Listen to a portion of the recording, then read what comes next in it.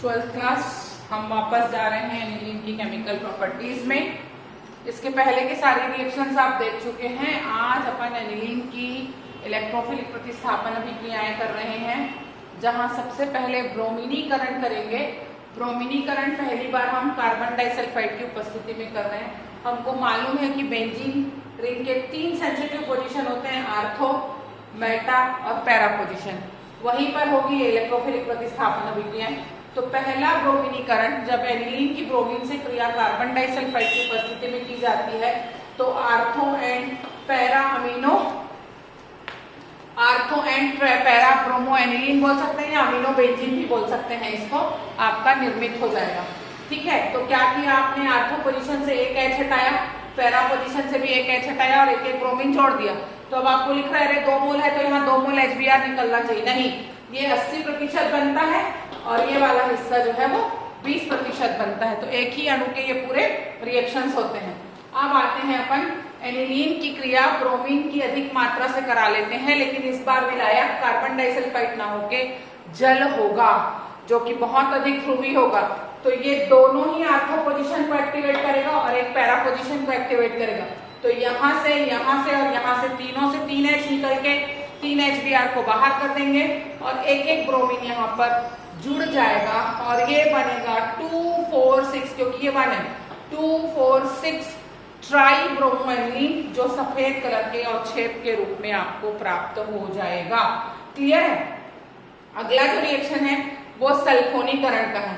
Aniline की जब सांद्र H2SO4 से क्रिया 180 डिग्री पर आप कराएंगे तो पैरा पोजीशन से एक हाइड्रोजन हटके पैरा सल्फो एनिलिक बना लेगा और H2O को बाहर निकाल देगा।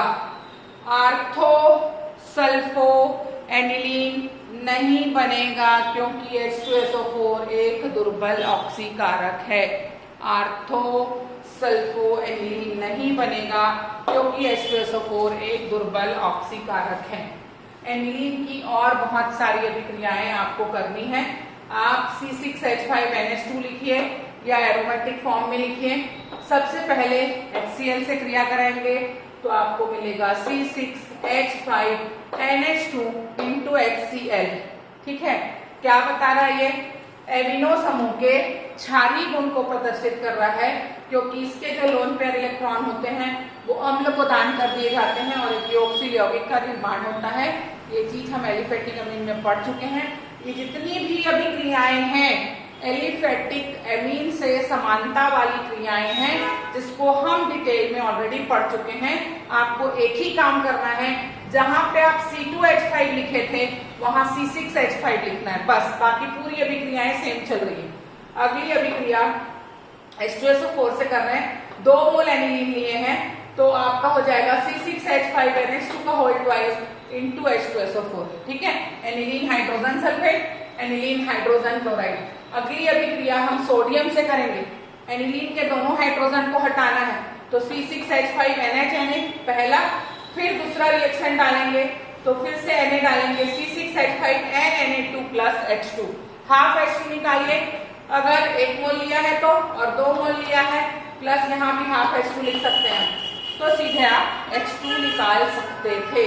एसिनीकरण CH3COCl से क्रिया करनी है आपको। ये वाला यहाँ से एक H हट जाएगा, ये वाला Cl हट जाएगा, तो हो जाएगा C6H5NHCO CH3 प्लस HCl। ठीक है, ये एसिटामाइड हो गया है ना। एन फेनिल एसिटामाइड के नाम से जाना जाएगा क्योंकि फेनिल ग्रुप एन से जुड़ा हुआ है। हिंसबर्ग अभिकर्मक से अभिक्रिया, हिंसबर्ग अभिकर्मक से अभिक्रिया जब करेंगे तो ये वाला एक H जो एनिलीन का है वो निकलेगा इस Cl के साथ और आपको मिलेगा एनिलीन के साथ ये NH SO2 C6H5 plus HCl। ये फिर से एनिलीन के साथ हिंसबर्ग अभिकर्मक आया है और ये एक योगशील यौगिक का निर्माण करेंगे। कार्बिल एमीन अभिक्रिया लास्ट रिएक्शन पढ़े थे अपन में। C6H5NH2 की जब क्लोरोफॉर्म के साथ KOH की उपस्थिति में क्रिया कराई जाती है तो फेनिल आइसोसाइनेट बनते हैं, जो बहुत तीव्र दुर्गंध वाले होते हैं, बहुत गंदी से स्मेल आती है उसकी। तो होगा क्या, ये C6H5 को क्लोरोफॉर्म का C मिल जाएगा और ये वाला N ले लीजिए आप। तो C6H5N ट्रिपल बॉन्ड C किया आपने, ये 3Cl 3K, ठीक है, Cl निकल गया और यहाँ का 3H, ये 1H और ये 2H, कुल मिला के 6H, तो 3H2O निकल गया।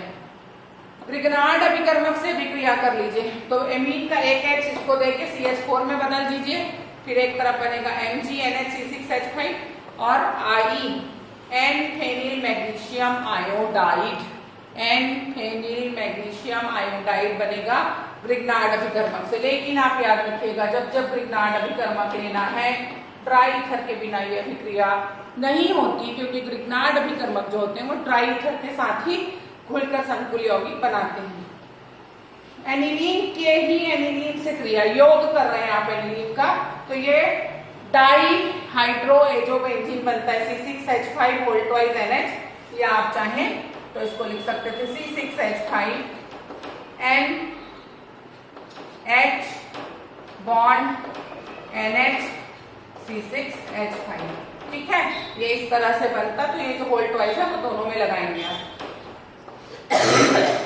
अगला देखिए C6H5COCl2, ठीक है, C6H5COCl2 नहीं, C6H5COCl से अभिक्रिया हो रही है। फिर से वही होगा, एक HCl बाहर जाएगा और ये बनेगा C6H5NH CO C6H5 N-phenyl benzamide, ये था एन-फेनिल एसिटामाइड, ये है एन-फेनिल बेंजामाइड। ये पूरे रिएक्शन खत्म होते हैं। एक बहुत इंपॉर्टेंट रिएक्शन अभी हमारा बचा है, वो है नाइट्रीकरण। किसका? एनिलीन का नाइट्रीकरण। वो एक बड़ा रिएक्शन है जिसको हम अगली क्लास में पढ़ेंगे, लेकिन आपके लिए क्वेश्चन है कि एनिलीन का सीधे नाइट्रीकरण संभव नहीं है। क्यों? इस प्रश्न का उत्तर आपको तैयार रखना है। कल अगली क्लास में मैं आपको आगे का बताऊंगी।